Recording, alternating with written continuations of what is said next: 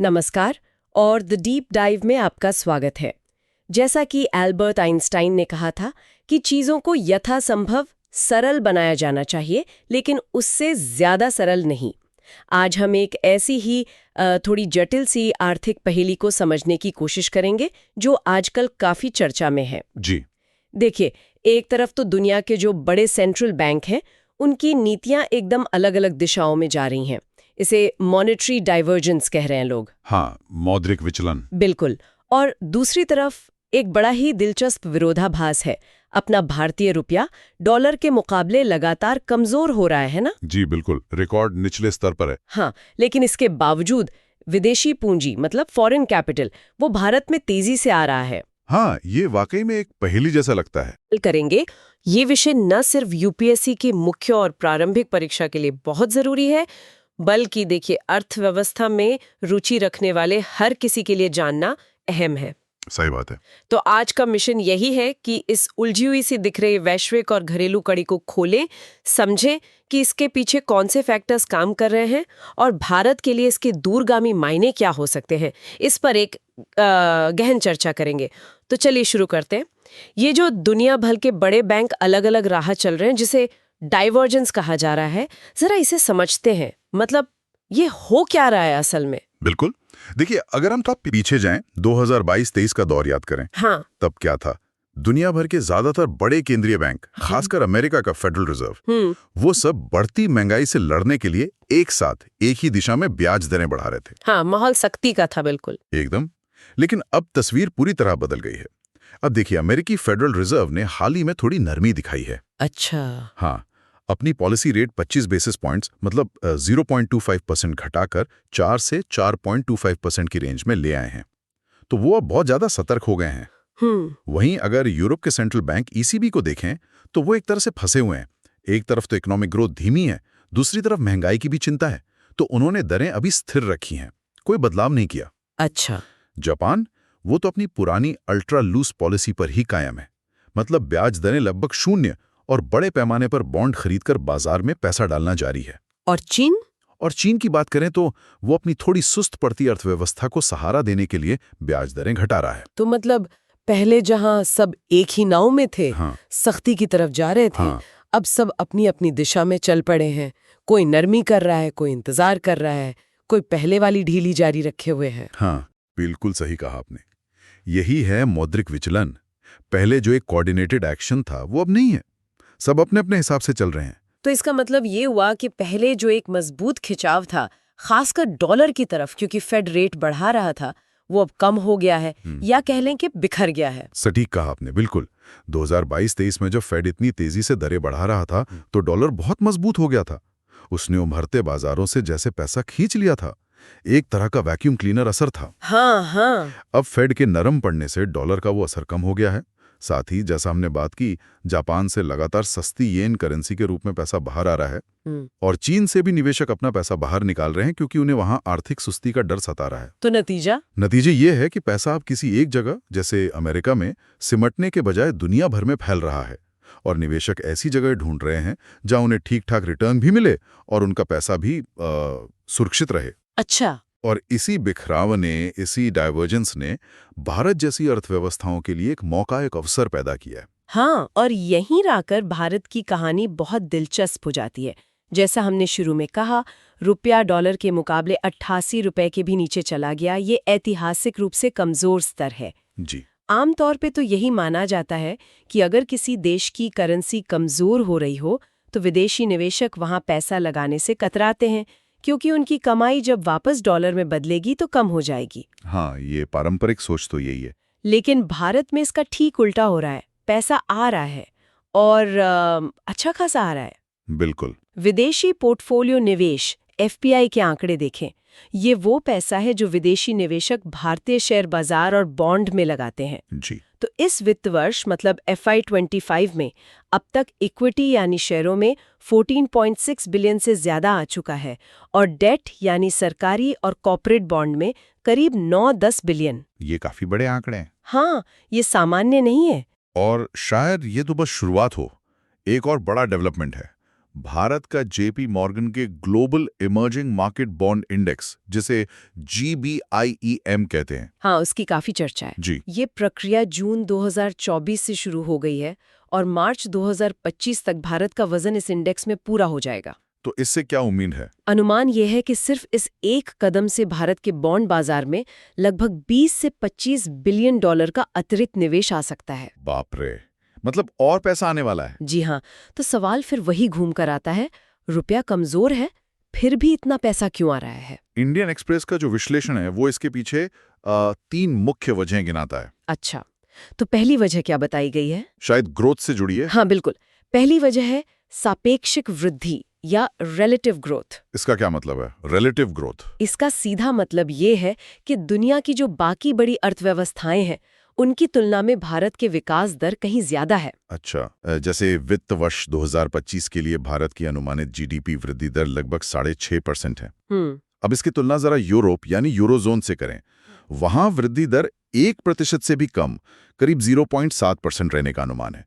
America में भी ये 1% के आसपास 0.9% रह सकती है। तो साफ फर्क दिख रहा है। बिल्कुल, जहां दुनिया भर में ग्रोथ धीमी पड़ रही है, भारत तेजी से बढ़ रहा है और निवेशक हमेशा ग्रोथ की तलाश में रहते हैं। तो इस समय भारत दुनिया में सबसे आकर्षक ग्रोथ स्टोरी पेश कर रहे हैं। तो मतलब सिर्फ ग्रोथ ही नहीं है, ऐसा लगता है कि निवेशक भारत के ओवरऑल आर्थिक प्रबंधन पर भी भरोसा कर रहे हैं। बिल्कुल सही पकड़ा आपने, और ये भरोसा हवा में नहीं बना है। ये दूसरी बड़ी वजह है, जिसे कहते हैं व्यापक आर्थिक विश्वसनीयता, यानी मैक्रो इकोनॉमिक क्रेडिबिलिटी। ये कैसे दिख रहा है? देखिए, महंगाई को ही लें। अगस्त 2025 में खुदरा महंगाई दर घटकर 4.9% पर आ गई। ये भारतीय रिजर्व बैंक RBI का जो 2% से 6% का दायरा है उसके अंदर है। हाँ, ये एक राहत की बात है। जी, और RBI ने भी काफी संतुलित रुख अपनाया है। एक तरफ तो उसने रुपए की गिरावट को लेकर कोई पैनिक नहीं दिखाया, नहीं उसे रोकने के लिए बहुत आक्रामक कदम उठाए। दूसरी तरफ उसने महंगाई की उम्मीदों को भी बेकाबू नहीं होने दिया। एक तरह का बैलेंस बनाया। हाँ, दुनिया के कई देशों में जहां नीतियों को लेकर काफी अनिश्चितता है, वहीं भारत में RBI और सरकार की तरफ से एक स्थिरता का, एक प्रिडिक्टेबिलिटी का संदेश गया है, और ये स्थिरता निवेशकों को बहुत पसंद आ रही है। और तीसरा कारण वो इंडेक्स वाला बताया था आपने, इंडेक्स संचालित प्रवाह। ये सामान्य FPI से कैसे अलग है? हाँ, ये एक महत्वपूर्ण अंतर है, इसे समझना जरूरी है। देखिए, JP मॉर्गन इंडेक्स में शामिल होने जैसे कारणों से जो पैसा आता है जी, वो ज्यादातर बड़े संस्थागत निवेशकों का होता है। जैसे पेंशन फंड्स हैं, सॉवरेन वेल्थ फंड्स हैं, मतलब दूसरे देशों की सरकारों के निवेश फंड्स। अच्छा, बड़े प्लेयर्स। बिल्कुल, ये निवेशक अक्सर अपने पोर्टफोलियो को किसी बेंचमार्क इंडेक्स के हिसाब से बनाते हैं। अब जब भारत इस बड़े इंडेक्स में शामिल हो गया, तो इन फंड्स के लिए भारत में निवेश करना एक तरह से जरूरी सा हो गया है, भले ही रुपया थोड़ा कमजोर क्यों ना हो। मतलब ये मजबूरी का निवेश है। मजबूरी नहीं कहेंगे, पर ये उनके निवेश के नियम का हिस्सा बन जाता है। और इस पैसे की खासियत ये है कि ये आमतौर पर हॉट मनी या स्पेक्युलेटिव कैपिटल, स्पेक्युलेटिव पूंजी की तरह नहीं होता। हॉट मनी मतलब जो जल्दी आता है जल्दी जाता है। हाँ, जो जरा सी बाजार में गड़बड़ हुई या कहीं और बेहतर रिटर्न दिखा तो तुरंत निकल जाता है। ये इंडेक्स वाला पैसा ज्यादा स्थिर होता है, ये लंबी अवधि के लिए आता है। इसे आप स्ट्रक्चरल फ्लोज यानी संरचनात्मक प्रवाह भी कह सकते हैं। तो इन सब बातों को अगर जोड़कर देखें तो क्या तस्वीर उभरती है? ऐसा लग रहा है कि कई चीजें भारत के पक्ष में काम कर रहे हैं। हाँ बिल्कुल, कह सकते हैं कि भारत एक तरह के स्वीट स्पॉट में है अभी। स्वीट स्पॉट कैसे? ऐसे कि देखिए, एक तरफ तो तुर्की, दक्षिण अफ्रीका या ब्राजील जैसे दूसरे उभरते बाजार हैं। वहां या तो ग्रोथ कम है या फिर राजनीतिक आर्थिक अस्थिरता ज्यादा है। हाँ, वहाँ जोखिम ज्यादा लगता है। बिल्कुल। दूसरी तरफ अमेरिका और यूरोप जैसे विकसित बाजार हैं। वहां ग्रोथ बहुत धीमी है और ब्याज दरें भी अब उतनी आकर्षक नहीं रही जितनी पहले थीं। ऐसे में भारत क्या पेश कर रहा है? तेज रफ्तार ग्रोथ और संबंधित स्थिरता का एक अनोखा कॉम्बिनेशन। अच्छा। और रिटर्न भी बुरा नहीं है। भारत के 10 वर्षीय सरकारी बॉन्ड पर यील्ड मतलब रिटर्न अभी भी करीब 6.5% के आसपास है। ये विकसित देशों के मुकाबले काफी अच्छा है। तो मतलब जो वैश्विक मौद्रिक विचलन हुआ, उससे जो पूंजी बिखरी, हाँ, उसका एक अच्छा खासा हिस्सा भारत अपनी ओर खींच पा रहा है, और ये हो रहा है रुपए की मौजूदा कमजोरी के बावजूद। बिल्कुल, यही वो विरोधाभास है जिसकी हम बात कर रहे थे। लेकिन हर कहानी के दो पहलू होते हैं। क्या इस आती हुई पूंजी, इस चमकती तस्वीर का कोई दूसरा थोड़ा स्याह पहलू भी है? क्या इससे जुड़े कुछ जोखिम भी हैं? निश्चित रूप से। और यहीं पर विश्लेषण थोड़ा और गहरा होता है, थोड़ी सावधानी बरतने की बात करता है। स्रोत हमें चेताता है कि हर तरह का पूंजी प्रवाह एक जैसा नहीं होता। अच्छा, नहीं होता। मतलब ये है कि अगर ये आने वाला पैसा ज्यादातर शेयर बाजार में जा रहा है या फिर छोटी अवधि के bond, short term debt instruments में जा रहा है, तो इसके कुछ खतरे भी हैं। क्या खतरे हो सकते हैं? पहला तो ये कि इससे वित्तीय बाजारों में अस्थिरता बढ़ सकती है, वॉलेटिलिटी। पैसा जितनी तेजी से आता है उतनी तेजी से जा भी सकता है। अगर कुछ गड़बड़ हुई, वैश्विक माहौल बदला, तो ये पैसा निकलेगा और बाजार में भारी उतार चढ़ाव आएगा। ये तो एक जोखिम है। और दूसरा, अचानक पूंजी के बाहर जाने, सडन कैपिटल आउटफ्लोस का खतरा हमेशा बना रहता है, जैसा हमने पहले भी देखा है। हाँ, उसकी बात करेंगे अभी। तीसरा कोई जोखिम? तीसरा जोखिम थोड़ा अलग है। अगर बहुत ज्यादा विदेशी पैसा अचानक आने लगे तो रुपए पर मजबूत होने का दबाव बन सकता है। लेकिन रुपया मजबूत होना तो अच्छी बात है। सुनने में तो अच्छा लगता है, लेकिन सोचिए, अगर रुपया जरूरत से ज्यादा मजबूत हो गया तो हमारे निर्यातकों के लिए मुश्किल हो जाएगी। उनका सामान विदेशी बाजार में महंगा हो जाएगा, उनकी कॉम्पिटिटिवनेस कम हो जाएगी। हाँ, ये बात भी सही है। संतुलन जरूरी है। बिल्कुल। और आपने कहा कि हमने पहले भी अचानक पूंजी के बाहर जाने का अनुभव किया है। ये सब काल्पनिक डर नहीं है ना? इतिहास में ऐसे उदाहरण हैं जब अचानक पैसा बाहर जाने से भारत को मुश्किल हुई थी। बिल्कुल है। और स्रोत दो बड़े उदाहरण याद दिलाता है। पहला, 2013 का टेपर टैंट्रम, याद है? हाँ, बिल्कुल याद है। बड़ी उथल-पुथल मची थी। जी। तब अमेरिकी फेडरल रिजर्व ने सिर्फ इतना संकेत दिया था कि वो बाजार में पैसा डालने की अपनी नीति, जिसे क्वांटिटेटिव ईजिंग कहते हैं, उसको धीरे धीरे कम करेगा, टेपर करेगा। सिर्फ संकेत ही दिया था। हाँ, सिर्फ संकेत। और उसी से दुनिया भर के निवेशक घबरा गए।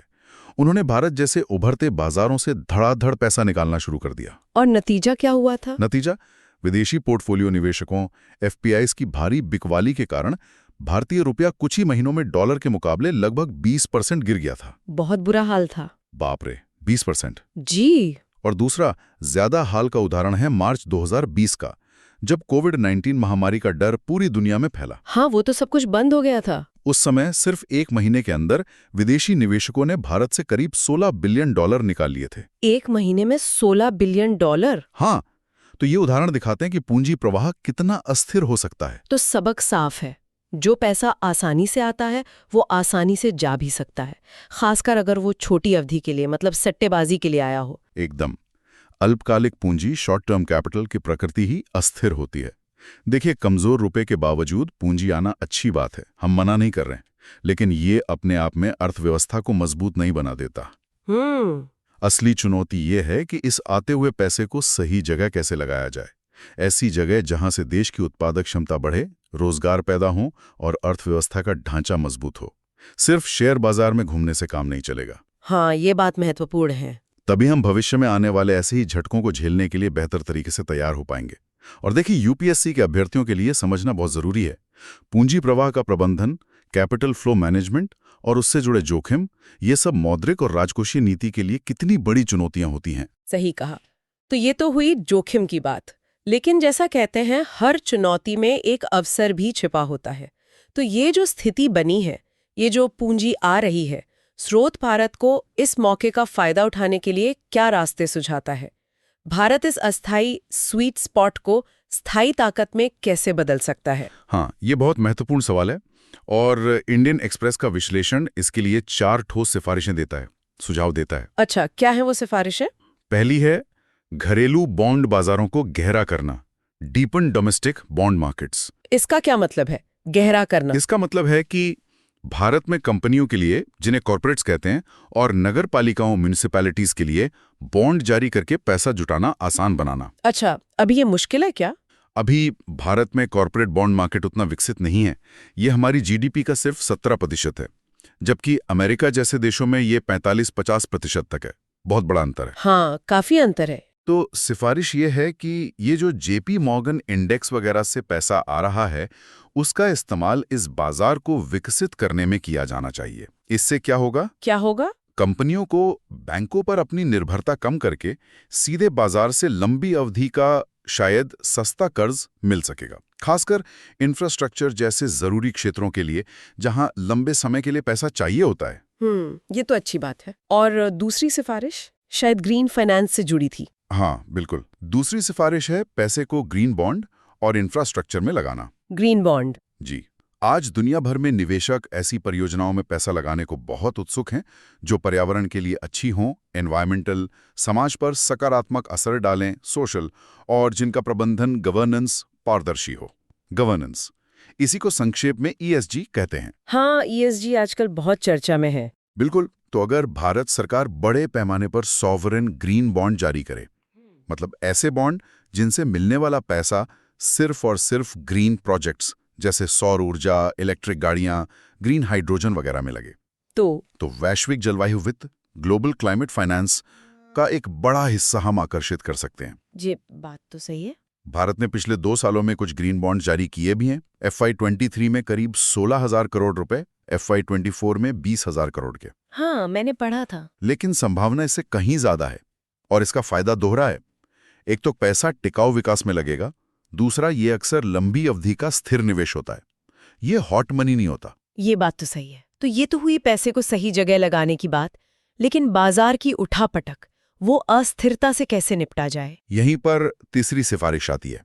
वो है नीतिगत स्पष्टता के साथ अस्थिरता को हेज करना। Hedge volatility with policy clarity. थोड़ा समझाइए इसे। इसका मतलब है कि RBI को विदेशी मुद्रा बाजार में जब वो दखल देता है तो उसे बहुत सतर्क रहना चाहिए। उसका लक्ष्य रुपए को किसी खास लेवल पर फिक्स करना नहीं होना चाहिए। तो फिर क्या होना चाहिए? लक्ष्य होना चाहिए अचानक होने वाले बड़े उतार चढ़ाव को रोकना, स्मूथ करना, जरूरत से ज्यादा वॉलेटिलिटी को कम करना। साथ ही सरकार को भी ध्यान रखना होगा। सरकार को क्या ध्यान रखना होगा? कि वो टैक्स नीतियों में, खासकर विदेशी निवेश से जुड़े टैक्स जैसे कैपिटल गेन्स टैक्स वगैरह में अचानक कोई बड़ा बदलाव ना करे जिससे निवेशक घबरा जाएं। देखिए, नीतियां जितनी स्थिर और अनुमान लगाने योग्य होंगी, प्रिडिक्टेबल होंगी, निवेशकों का भरोसा उतना ही मजबूत होगा। हाँ, स्थिरता बहुत जरूरी है। बिल्कुल। स्थिरता भारत के आकर्षण का एक प्रमुख तत्व है। इसे बनाए रखना होगा। पॉलिसी में उलटफेर से ये कमजोर होगा। समझ गया। और चौथी सिफारिश रुपए की कीमत से जुड़ी थी, है ना? सही। चौथी सिफारिश है रुपए की कमजोरी का रणनीतिक रूप से उपयोग करना। लेकिन रुपया कमजोर होना तो? हाँ, कमजोर रुपया आयात को महंगा बनाता है, ये सही है, लेकिन ये हमारे निर्यातकों के लिए फायदेमंद होता है। कैसे? उनका माल विदेशी बाजार में सस्ता हो जाता है। भारत के कुल निर्यात में इंजीनियरिंग गुड्स का हिस्सा करीब 25% है, टेक्सटाइल का करीब 8% है, IT सेवाएं भी हैं। इन सभी क्षेत्रों को कमजोर रुपए से फायदा मिलता है। अच्छा। तो चुनौती यह है कि विदेशी पूंजी का जो भारी प्रवाह हो रहा है उससे रुपया इतना ज्यादा मजबूत न हो जाए कि हमारे निर्यातकों का ये फायदा ही खत्म हो जाए। हाँ, ये मुश्किल संतुलन है। बहुत मुश्किल संतुलन है। RBI को रुपए का प्रबंधन इस तरह करना होगा कि वो निर्यातकों के लिए भी मददगार रहे और साथ ही आयातित महंगाई को भी काबू में रखे। तो कुल मिलाकर देखें तो भारत एक बहुत ही अहम और दिलचस्प मोड़ पर खड़ा है। बाहर दुनिया में मौद्रिक नीतियों का बिखराव है और घर में कमजोर रुपए के बावजूद पैसा आ रहा है। ये एक अवसर तो है, लेकिन जैसा कि स्रोत इशारा कर रहा है, ये स्थिति हमेशा ऐसी नहीं रहने वाली। बिल्कुल नहीं। वैश्विक तरलता के चक्र, ग्लोबल लिक्विडिटी साइकिल्स बहुत तेजी से बदल सकते हैं। कल को अगर अमेरिका में महंगाई फिर से सिर उठाने लगे तो फेडरल रिजर्व दोबारा दरें बढ़ाने लग सकता है। हाँ, बिल्कुल। या फिर मान लीजिए तेल की कीमतें अचानक बहुत बढ़ जाएं तो भारत का पूरा हिसाब किताब बिगड़ सकता है, हमारा करंट अकाउंट घाटा बढ़ सकता है। तो मतलब भारत इस स्वीट स्पॉट को स्थायी मानकर नहीं चल सकता? नहीं, बिल्कुल नहीं। देखिए, इस पूरी कहानी को 2 नजरियों से देखा जा सकता है। एक है भेद्यता का नजरिया, वल्नरेबिलिटी का, कि भारत अब भी बाहरी कारकों पर जैसे फेड के फैसलों या तेल की कीमतों पर बहुत ज्यादा निर्भर है। और दूसरा नजरिया? दूसरा है ताकत का नजरिया, स्ट्रेंथ का, कि ये जो पूंजी प्रवाह हो रहा है ये दिखाता है कि निवेशक भारत की विकास क्षमता और हमारे आर्थिक प्रबंधन पर भरोसा कर रहे हैं। और कौन सी कहानी सच साबित होगी, ये इस पर निर्भर करेगा कि भारत अब क्या कदम उठाता है। एकदम सही।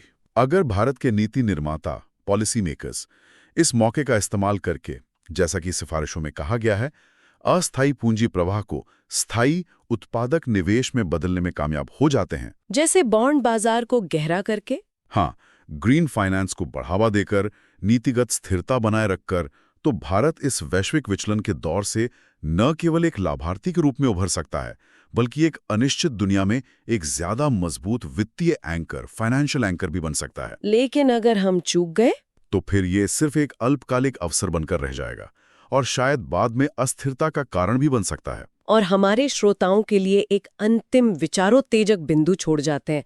मान लीजिए नीतिगत इरादा तो है, जैसा कि सिफारिशों में कहा गया कि पैसा इंफ्रास्ट्रक्चर और ग्रीन बॉन्ड जैसी लंबी अवधि की उत्पादक संपत्तियों में लगे। जी। लेकिन भारत की जो जटिल जमीनी हकीकत है, यहाँ की जो राजनीतिक अर्थव्यवस्था है, उसको देखते हुए वो कौन से ठोस उपाय या तंत्र हो सकते हैं जो ये सुनिश्चित करें कि ये पैसा वाकई सही जगह लगे और केवल सट्टेबाजी के हितों, स्पेक्युलेटिव इंटरेस्ट का शिकार होकर न रह जाए। ये बहुत महत्वपूर्ण सवाल है। हाँ, ये सोचने वाली बात है कि नीति बनाने और उसे प्रभावी ढंग से लागू करने के बीच की जो खाई होती है, उसे कैसे पाटा जाए।